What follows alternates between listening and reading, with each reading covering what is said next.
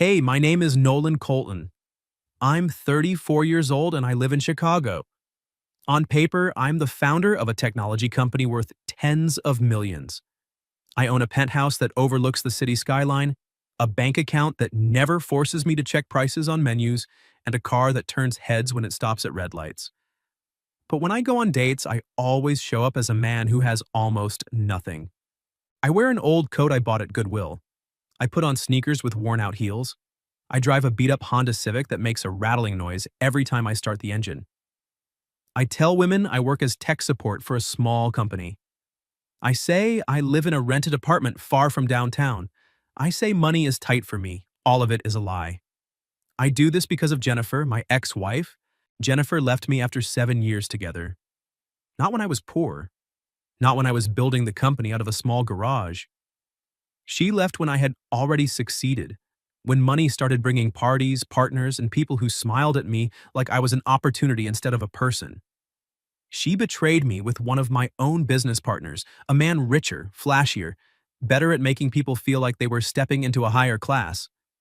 The day the divorce was finalized, Jennifer looked at me calmly and said something I will never forget. Nolan, you're a good man, but being good was never enough. Since that day, I stopped believing anyone could love me for who I really am. I started believing people only love safety. They love money. They love nice houses, nice cars, status, expensive dinners, and the feeling of standing next to a man who can open every door. So I began testing women. In the past 18 months, I went on 25 dates. I let my card get declined at the end of dinner. I pretended to forget my wallet. I said my car broke down. I said I couldn't afford dessert.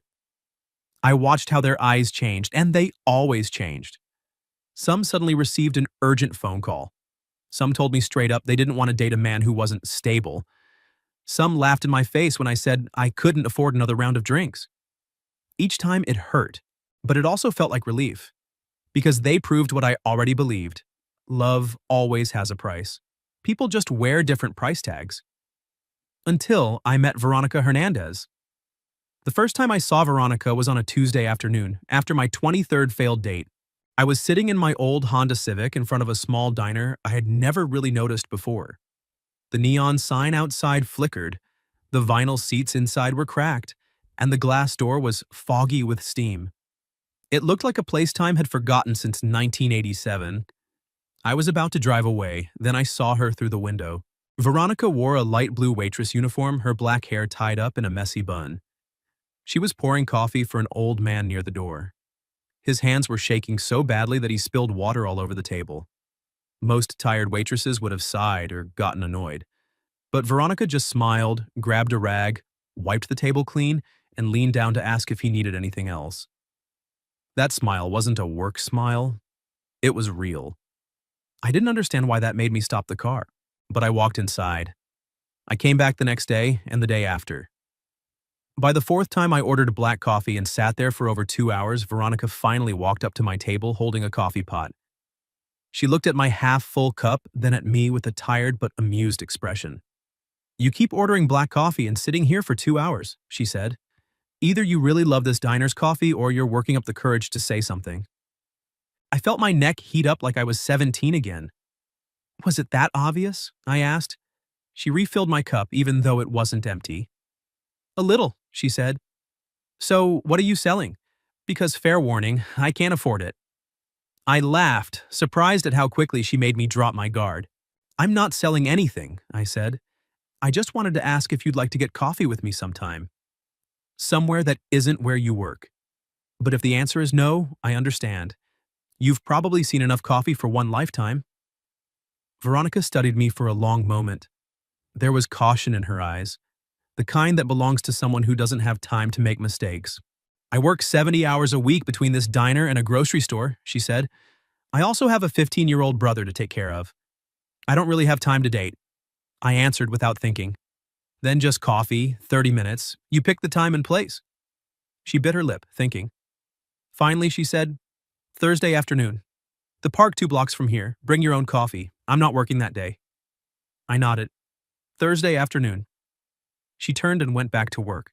I stayed sitting with my bitter coffee, telling myself this was just another test.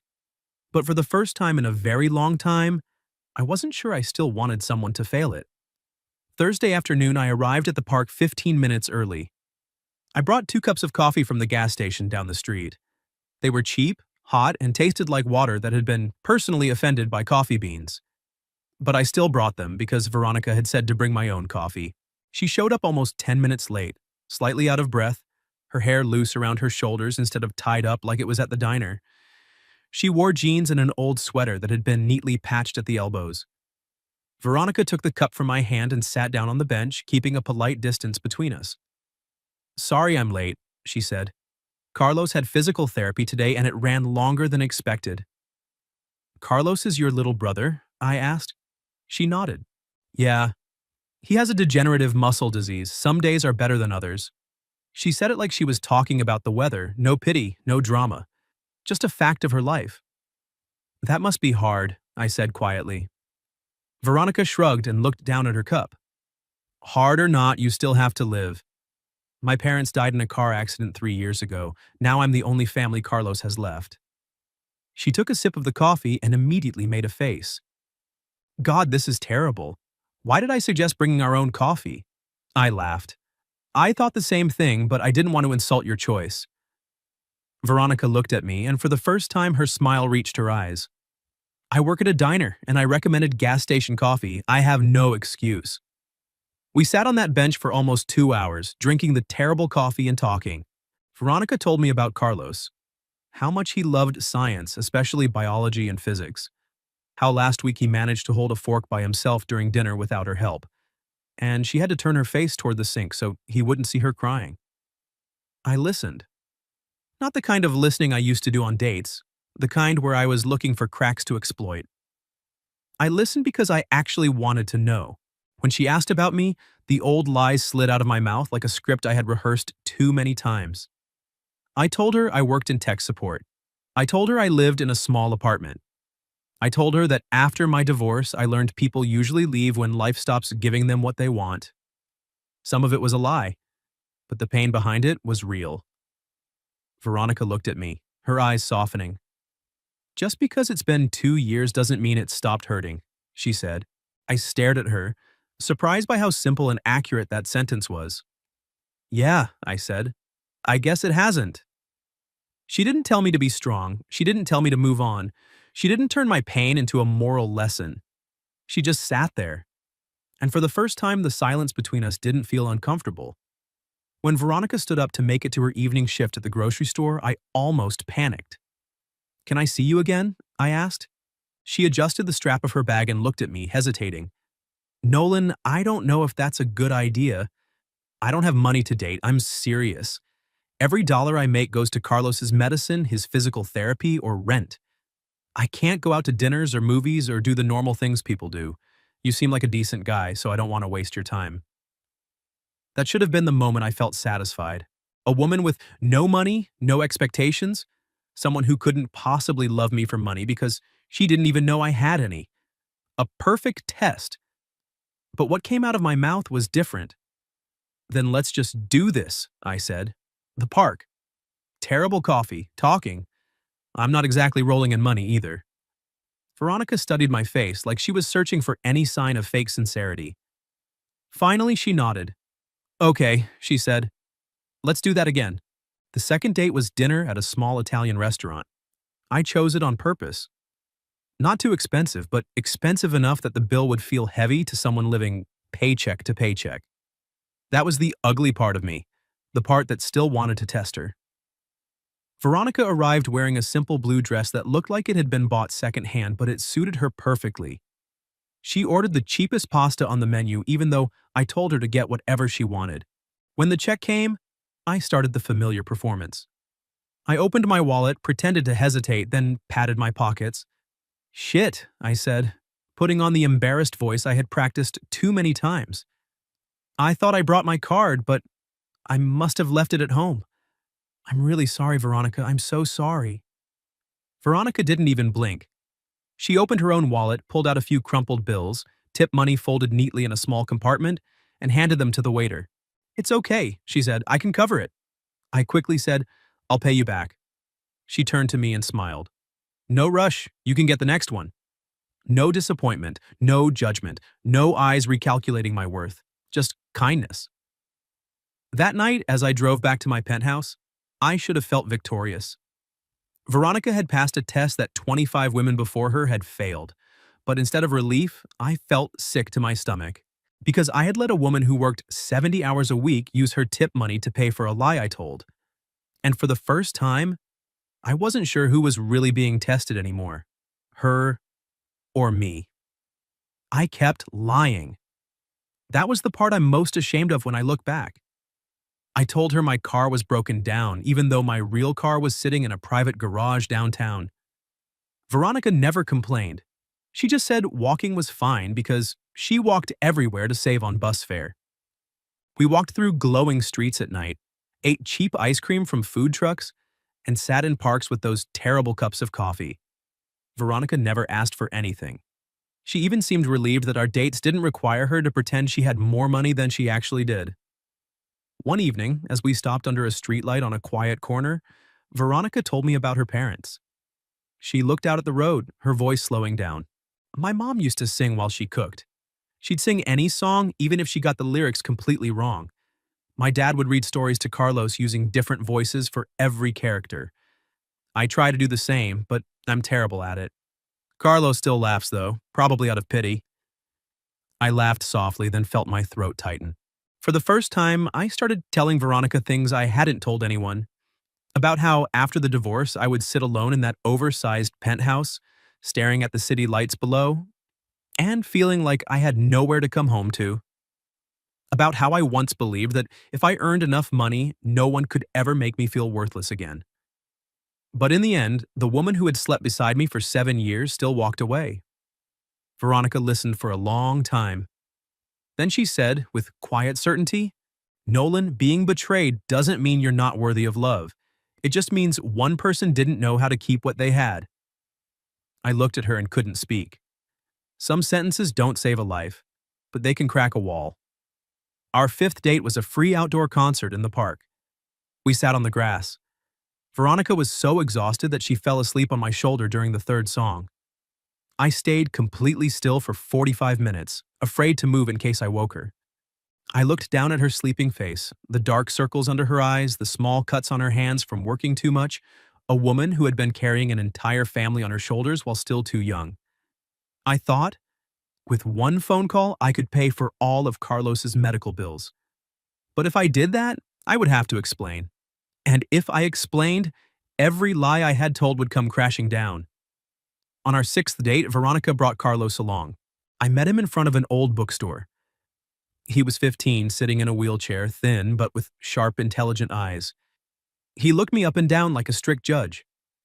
Carlos turned to his sister and said, "You're actually dating this guy?" Veronica's face turned red immediately. "Carlos," she warned. He shrugged and looked back at me. "I'm just checking. You have questionable taste, sis." I laughed and held out my hand. "I'm Nolan. I'll try not to lower your sister's standards too much." Carlos shook my hand, still evaluating me. "We'll see." That day we walked through a small street fair. Carlos talked more than I expected. He loved science and fantasy novels. He hated when people spoke to him like he was younger than he actually was.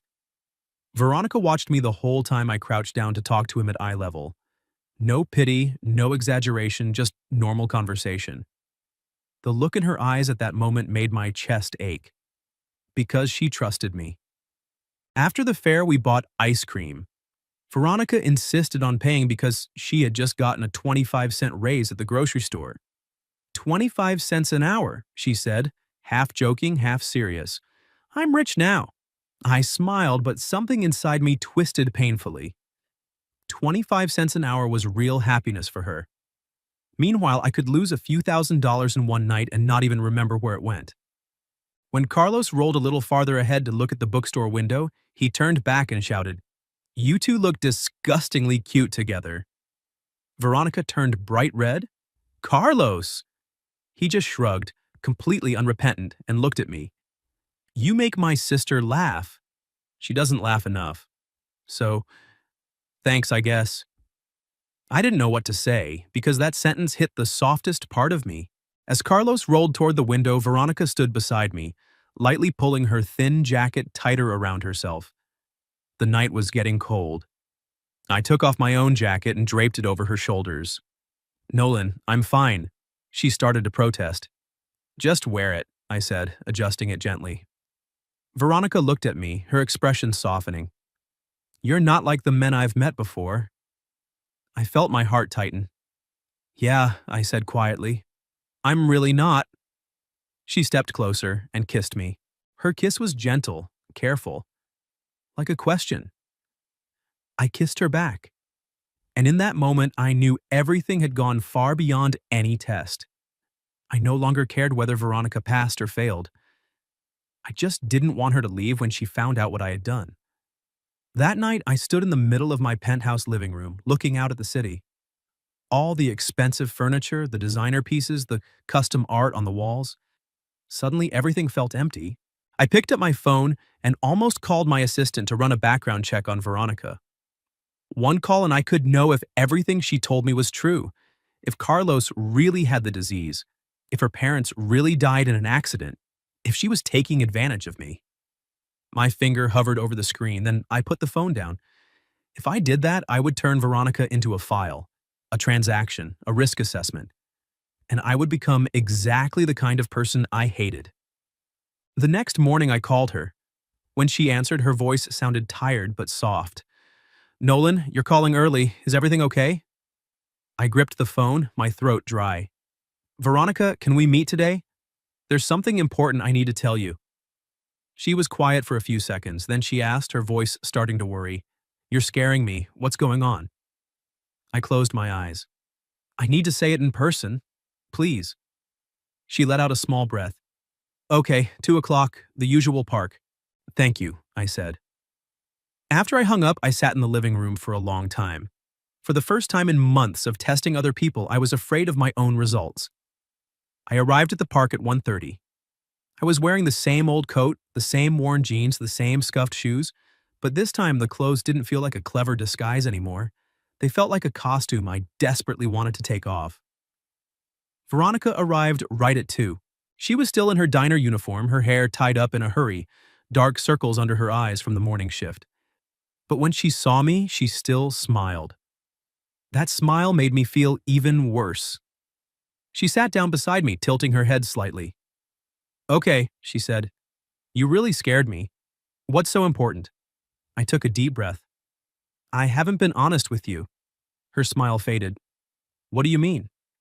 I forced myself to look straight at her. "I don't work in tech support. I own a technology company, a very large one. I don't live in a small apartment. I live in a penthouse downtown. My car isn't broken. And I didn't forget my wallet that night at the restaurant." Veronica sat very still.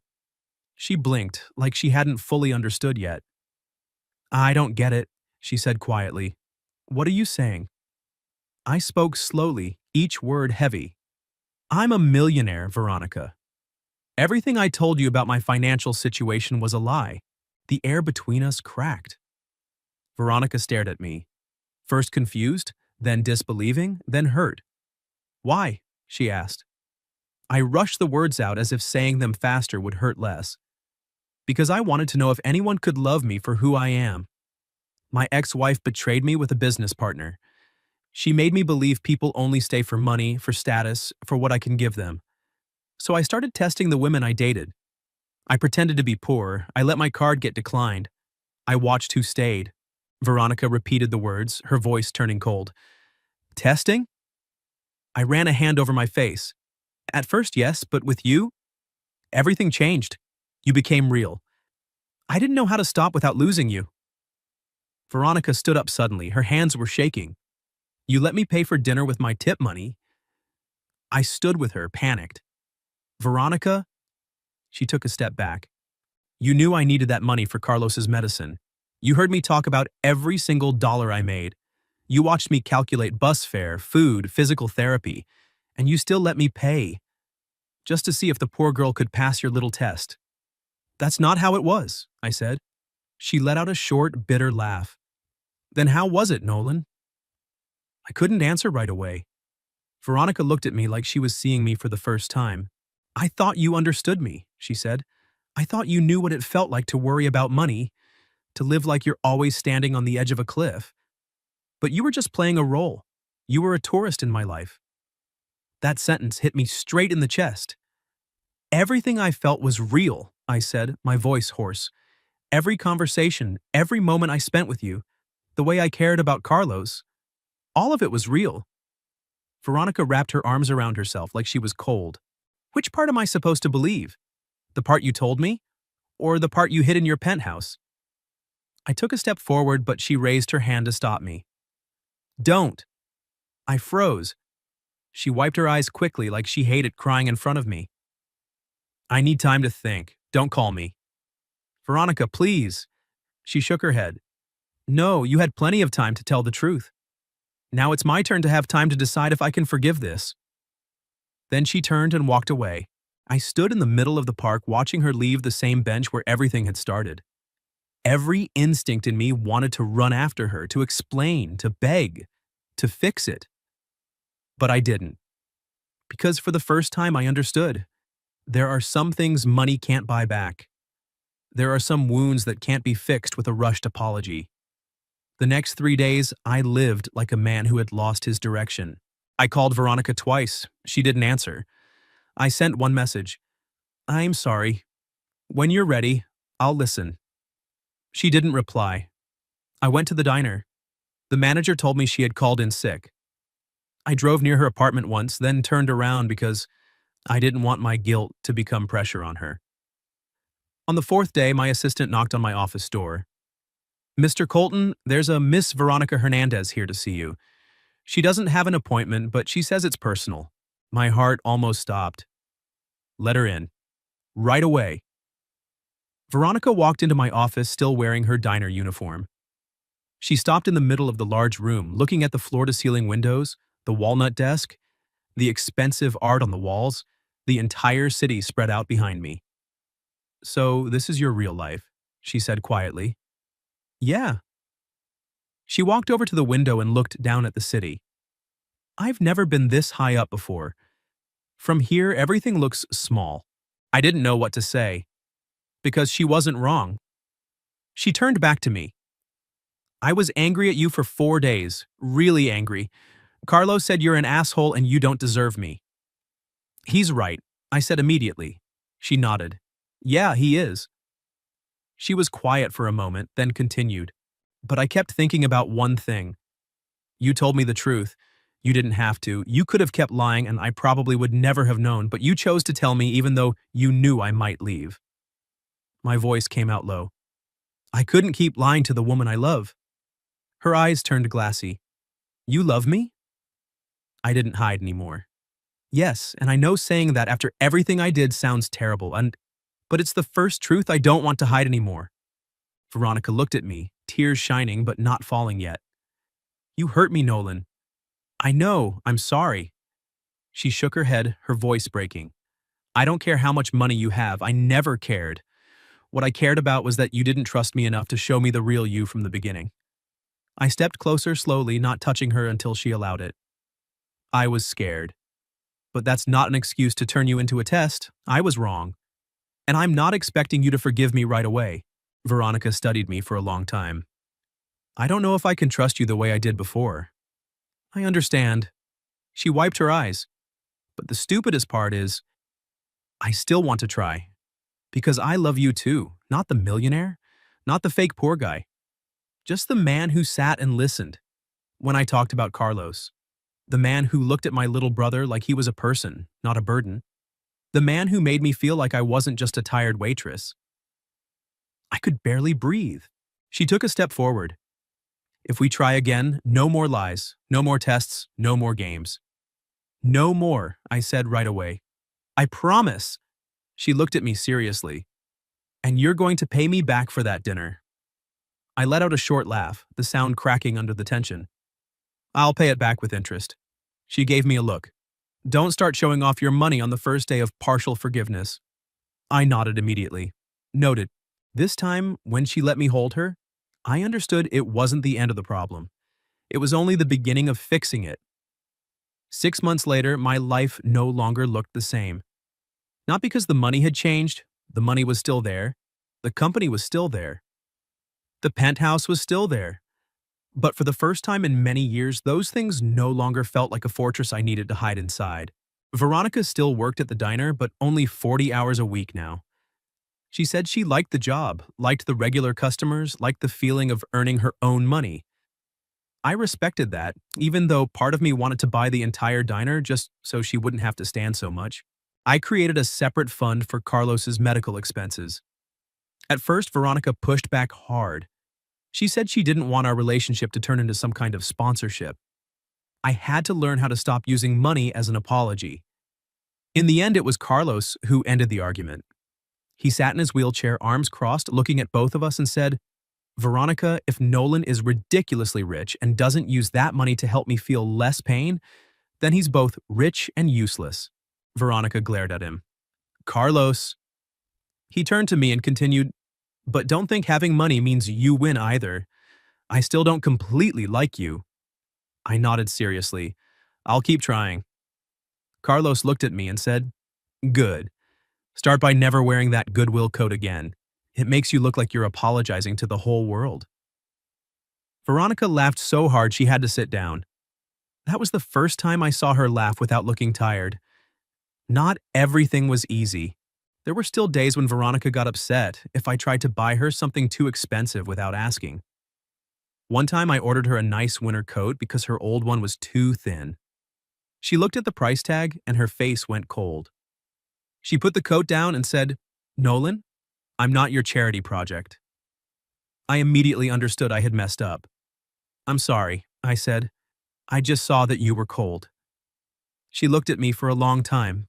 "Then next time, ask me. Don't decide for me with your wallet." I nodded. "I will." Those conversations weren't comfortable, but they were real. And the truth, even when it hurt, was still better than the tests I used to hide behind. One Sunday evening, Veronica came to the penthouse with Carlos. We cooked a simple dinner together. I burned part of the eggs. Carlos declared I needed survival cooking lessons. Veronica stood by the sink, laughing until her face turned red. After dinner, Carlos sat out on the balcony looking at the city lights. "It's really beautiful from here," he said, his voice quieter than usual. I stood beside him. "Yeah, but I didn't used to think it was beautiful." Carlos glanced at me. "Because you were sad in the rich people way?" I laughed. "Something like that." He looked at the city for a while longer, then he said, "Veronica doesn't need you to save her. She hates that feeling." I nodded. "I know." Carlos turned to me. "But sometimes she needs to rest. Don't make her feel guilty about that." I looked at the 15-year-old boy who had to understand life too early. "I'll try." Carlos shook his head. "No, trying isn't enough. Do it." I smiled. "Got it. I will." 1 year after the day I told her the truth, Veronica took me back to the old park. She brought 2 gas station coffees exactly like the first time. They were still terrible. She handed me one and said, "Drink it. So we remember where we started." I took a sip and made a face. "I think this could be used to strip paint." Veronica laughed. She sat down on the bench beside me, the same bench where she had once stood up and walked away. For a long time, we just watched children playing on the swings. Then Veronica spoke. "I used to think I would never forgive you." I looked at her. She continued, "Not because you're rich, but because you made my real struggles feel like they were being measured." I hated that feeling. "I hated myself for doing it too," I said. Veronica turned to me. "But I also know you changed, not with words. By the way you learned to stop reaching for your wallet. By the way you started asking instead of deciding. By the way you let me be angry without trying to buy peace." I let out a slow breath. "I'm still learning." She smiled. "I know, so am I." I looked at her. The woman who had once taken tip money out of her wallet to pay for a dinner with a man pretending to be poor. The woman who had every reason to walk away when she learned the truth. The woman who still came back, not because I was instantly worthy, but because she believed people could fix their mistakes if they were honest enough. "Veronica," I said, "before I met you, I thought love was something you had to test. After meeting you, I finally understood that the person who truly loves doesn't need to pass anyone's test. I'm the one who has to learn how to be worthy of them. She looked at me, her eyes softening. That's a good line. Did you practice it? I smiled. A little. Veronica rested her head on my shoulder. Fine, I'll let it slide this time. We sat there for a long time. No more millionaire pretending to be poor. No more waitress being tested. No more tests. No more games. No more lies dressed up as self-protection. Just two people who had hurt each other, told the truth, and stayed long enough to learn how to trust again.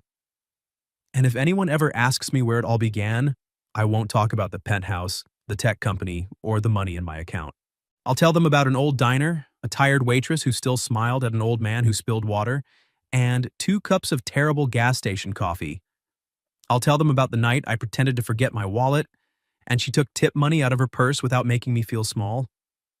I'll tell them that there was once a woman who had very little, but gave me the one thing all my money could never buy: a chance to be loved, not because I was rich, but because I finally stopped pretending to be poor in my own heart.